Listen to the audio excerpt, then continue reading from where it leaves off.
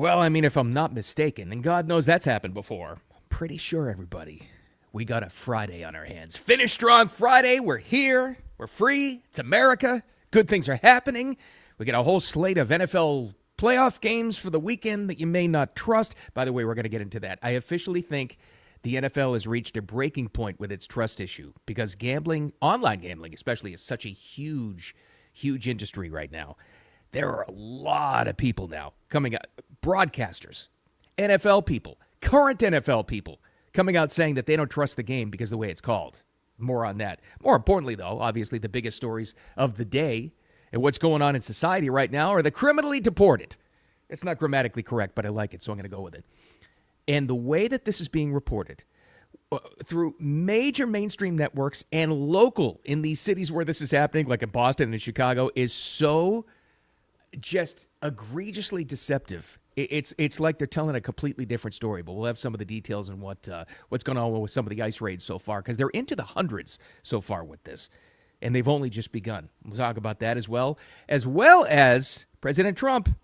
What does he say? What's the slogan? Promises made, promises kept. A day after he said on that Hannity interview that he was going to reveal everything, declassify not only the JFK files, but the RFK files, and the MLK files, all of them assassinations, by the way. What went on? He signed the executive order yesterday for all of them, and he gave the pen to RFK Jr. Unbelievable. All right, we'll talk about all that. All of that coming up for Friday. A Finish Strong Friday. Thanks for finding me with Wicked Radio, the audio podcast. If everything's with me, like I say, if the wind is with me and the algorithm is working, that'll be up and running at about 9 a.m. Eastern time. Usually right around there. And this lives on as a replay, obviously, on X. And thank you for the follows, by the way. Just press follow for me, notifications on, all that good stuff. Like and share. Appreciate you as always. But let's get right to it. All right. Little rewind from yesterday where we were talking about President Trump. And he brought this up. Hannity didn't even ask him about it. He brought it up on his own about declassifying because it was a big campaign promise. And I think it was a big deal made between himself and Bobby Kennedy Jr. about declassifying all of these files. If you remember, and we had this yesterday, this is exactly what he said during the interview. And so I didn't release, but I'm going to release them immediately upon getting, we're going to see the information. We're looking at it right now.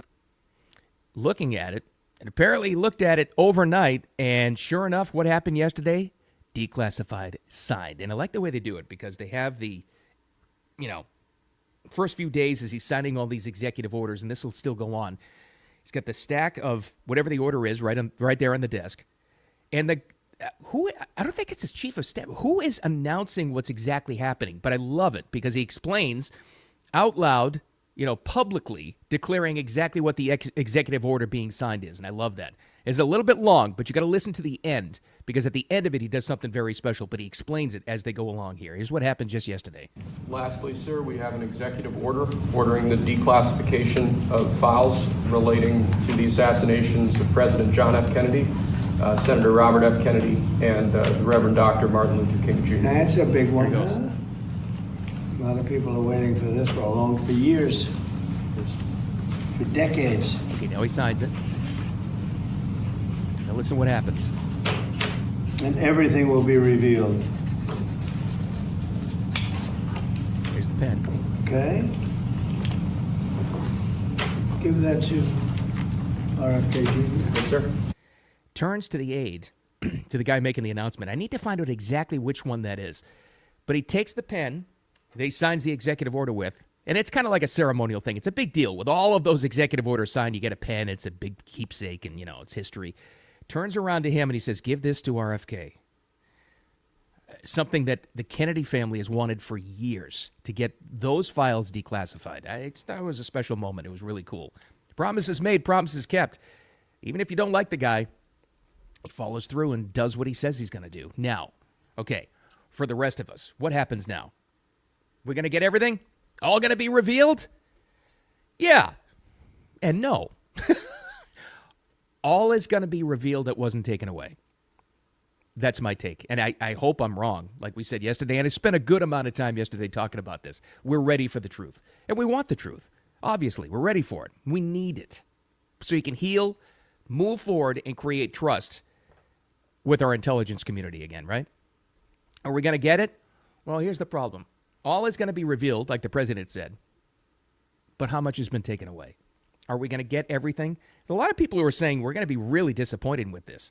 Okay, that's the most likely scenario, most probable thing that's going to happen. You're going to look at this and go, okay, well, didn't really tell us anything we didn't already suspect. But just the fact, I still think it's a win, and you got to look at it like this. Just the fact that he signed this and is moving forward with transparency, I think that itself is a win. I really do. Because, like I said, you can't get through a dark period in history without having the truth revealed and having that out there. It was a huge step to do. I'm glad he did it, and he did. So, good for him. And good for RFK, who's been seeking this information for years. So, they pushed for it, and they got it. Let's just hope we get some truth. That's for sure, and then we can heal. All right. Talk about healing. Promises made, promises kept. Day one. How many? I think they're up to. There's like a running total now. Somebody alerted me to this yesterday. Newsmax has a running total of number of deportations so far. That's a little bit different take than what some of the mainstream networks and how they're covering this thing, how that's all going, including in the local cities where a lot of these things are happening. Boston was a big one. Chicago was a big one. I think L.A. had quite a few as well. But now look at the tale of two realities, okay? Here's NBC 10 in Boston, big sanctuary city. You know that. We all know it well. This is their headline. This is the headline they sent out on the post on X. It's what they say in large font. New developments, growing concerns over potential ICE raids in Massachusetts after federal agents were seen entering homes in East Boston on Wednesday and taking multiple people into custody. Now, if you just landed on this planet and you read that, you'd think, wow, boy, that's just crazy. Here's what they're not telling you.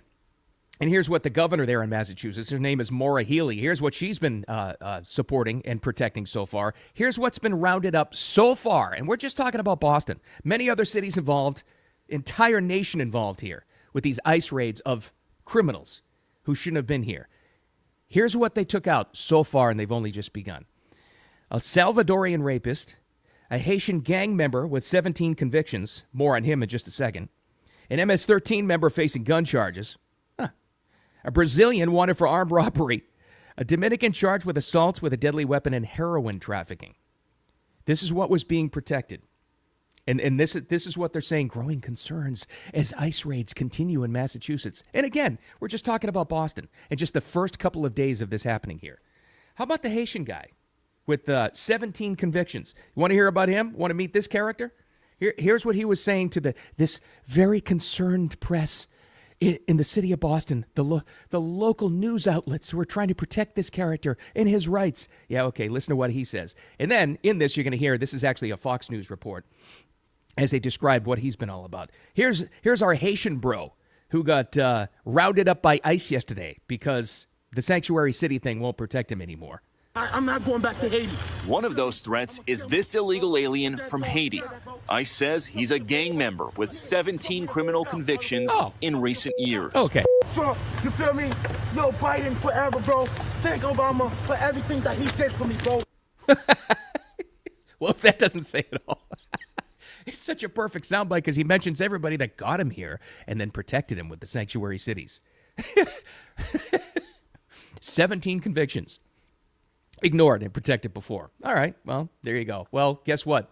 As Tom Holman, the director of ICE, says, despite what our Haitian bro says, guess what? Yeah, he's going back to Haiti. In fact, he's probably there right now. Sorry, it's just the way it goes. Don't fall for the media portrayal of this.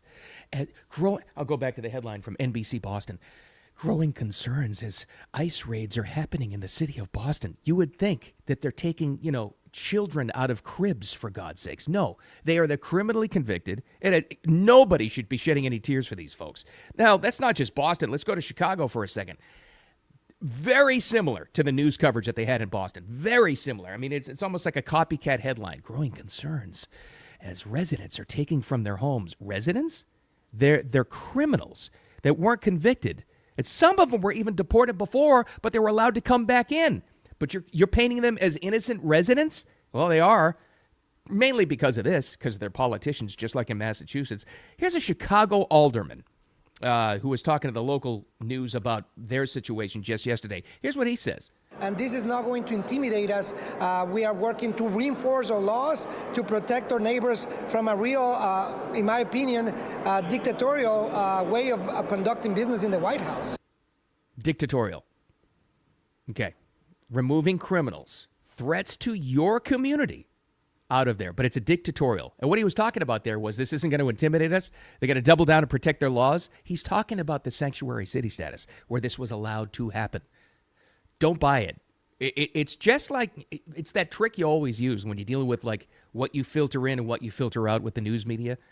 If you had someone in your personal life who is flat out lying to your face, you wouldn't trust them, right?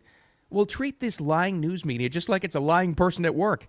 Oh, I'm not going to trust anything you say. That's how you treat the news media, the mainstream news when they do this. Like we said yesterday, this is why they're dying. This is why they have a real credibility problem. It's unbelievable. Wow. But those raids are going to continue. All right. Speaking of a credibility and trust problem, whoo boy. All right, first of all, the good news is, and okay, even if you don't like the NFL, you're not a sports fan, you're still mad maybe at the NFL for, remember the kneeling and the Colin Kaepernick deal and all that crap. I get you. I understand it, and I understand that too. I totally understand it, but it's undeniable. This is a huge part of American culture right now. It just is. I'm a big fan. I love the NFL. I love football. I love sports. So I'm right in there with them. It's big business. Some will even call it the new national pastime because I think the NFL and football in general, college too, it's way bigger than baseball. Let's admit it, right? Ratings, money, everything, attendance. It is. So here we are. When you've got any industry, when you've got any platform that has a trust problem, they got a real problem on their hands. First of all, let's go back to last weekend. And I sandbagged this all week long, getting ready for championship weekend that's coming up this weekend. And by the way, here's the schedule. Coming up on Sunday, if you partake, just saying, we've got in the NFC championship game. That's the 3 o'clock one. Philadelphia hosting Washington. And then the 6:30 game is over in the AFC. Kansas City hosting Buffalo. Both of those games will have massive ratings and massive money put on the line to gamble on these. How much money? Let's just do a little experiment here. Let's do it live in the live stream. Let's go to the handy Grok AI search engine on X, which is great, by the way. You should get Grok. It's fantastic. I use this so much. Just as a starting point to get more information. Let's just do it live. How much money is spent on online gambling every NFL season? And I'm just waiting for the answer here. There it is. Popped right up. Here's our answer. Grok says, I always want to say Gronk, but it says Grok. The American Gambling Association, the AGA, projects around $35 billion will be wagered on the NFL this season, marking a 30% increase from the previous year's $26 billion. Includes both online in-person betting, given more that 95% of sports wagers in the U.S. are placed online and only growing. Now, why do I say that? Because there is a serious trust problem now. Like I said, let's rewind back to last weekend's game. This is where the controversy really reached its breaking point, mainly because who's speaking out against it now? Not only ex-players, that's always happened, current players and broadcasters, very prominent people. In fact, when you reach a point where it's become like a punchline, you know you got a serious problem. Here's what happened during the Kansas City game. Troy Aikman is on the call with Joe Buck, and here's the focus of the controversy. The allegation is, and the speculation is, from a lot of people, that Patrick Mahomes, quarterback for the Chiefs, great quarterback for the Chiefs, let's get that out of the way right now, is getting preferential calls. Now, if you watched a lot of NFL games, you're thinking, yeah, he has. Okay, now I want to get this above board right now. I'm not blaming him. I'm not blaming the Chiefs, and I'm not throwing stones at Chiefs fans. I'm blaming the NFL for this and how it's officiated, okay? And I think a lot of other people are too. Great team, great fans, great player. I'm just saying that. My point of contention is how these games are called, and that's creating a big trust problem, as we already said, in a multi-billion-dollar industry, okay? Now, here's the call. It's a little long, but you could hear the call from the ref last weekend that really came to a head, where there was a personal foul called on the Texans because it looked like at first it was a It was a head-to-head hit on Patrick Mahomes in the game. Turns out it wasn't at all. He was barely touched, but they still got called. It was two Texans defenders hitting each other. Here's how it sounded in the game, but you have to listen to Troy Aikman's response to this. For the first time ever, a broadcaster has come out and said, okay, enough is enough. This is ridiculous. Personal foul, unnecessary roughness, defense number 39. Oh, come on. 15-yard penalty. Here's the end of it. Yeah, I mean, he's a runner, and I could not disagree with that one more, and he barely gets hit. That's the second penalty now that's been called against the Texans. And Troy, I agree with you. There's no forcible contact to the head neck area of him. The two Houston players hit each other. That should not have been a foul. And if you, they've got to address it in the offseason. You can't, as a quarterback, run around and play games with defenders and then be able to draw a penalty. Okay, so that's Troy Aikman. That's where people said, whoa. I watched that live last weekend when he said it, and my first thought was, I wonder if they're going to find Troy Aikman or give him a talking to. But they can't, because they know that's been the widest speculation. Again, I'm not blaming the Chiefs or Mahomes or Chiefs fans. It's just that's what it appears to be. And when you've got, like we said, what Grok told us, when you've got a $50 billion industry on online gambling now, you can't have a trust issue with the NFL. And they got a real problem on their hands right now. It's become even a punchline. So we go to Grok, the search engine, to lovable Gronk, the tight end. Lovable Rob Gronkowski. He's making jokes about it now, too. To Philly for this game. Oh, I also know how the Bills can win. How? When they sack Patrick Mahomes, just touch him. Don't do anything more, you know. Don't throw him too hard down on the ground. Whatever do you mean? You might get a penalty. That's when you know you have a problem, when it becomes a punchline. But I don't know. I don't know what they're gonna do to fix it. But you can't have that many people gambling on these games and not be able to trust the result, because calls like that really do affect the game. This is why I will not bet a dime on the NFL if I can't trust the result. I can't do it. I can't do it anyway. I'm too much of a psychopath during these games. If I had actual real money on the line here, I'd lose my mind anyway, regardless of the trust issue. But I don't know, not me. If you do, God love you. I couldn't do it. Hey, speaking of the NFL, already, we're not even at the championship games for the conferences yet, and already we're getting leaked Super Bowl ads. Why do they do this so early now? Can you wait?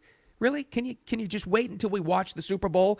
Because you've got two fan bases, whoever that's going to wind up being in the game. Most of the rest of the country and the world just watch for the Super Bowl commercials, and we like to be surprised. Well, the people paying for all this money for these commercials, they want to get a double dip on this and get their money for their buck and what they're spending. So that's why they leak these commercials out early. So here's a little preview. Here's the description of what's coming out in this year's Super Bowl in February, next month. Ready?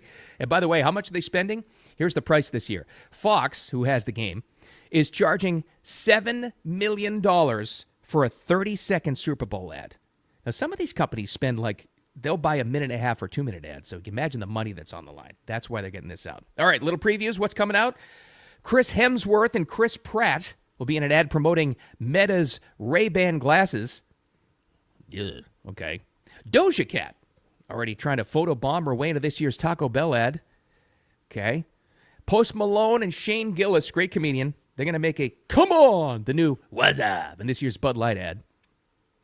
Okay. You thrilled by any of these so far? Maybe they're going to be good. Stella Artois, David Beckham's long-lost twin brother will be in that ad. Oh, boy. Drew Barrymore, she's back serenading Orlando Bloom. Okay, well, so far I think I've determined that the ads aren't going to be worth watching, but I don't know. Maybe it'll be a great game anyway. But I'm not gambling on the NFL until they fix this thing. More importantly, forget about all that. Forget about the controversy, and you have yourself a wicked awesome weekend. You deserve it. You worked hard all week, and now you've arrived here, so enjoy it. But the first takeaway, don't buy how the media is spinning these deportations, because it is an outright lie. Shed no tears for the criminals deported. And the second takeaway is, as always, don't take any crap from anybody. More importantly, have a wicked awesome weekend. We are here. Be safe. Be strong. Thanks for finding the podcast. Replay here. Thanks for the follows. Just follow me right here on X, and notifications on, and you know what to do. All that social media crap. And then the audio podcast. Thank you for the downloads on that as well. Just look for Wicked Radio, whatever platform you like to get your podcasts, and it's all right there. Can't avoid me like a virus. But that's it. Have a great weekend. We'll talk to you on Monday.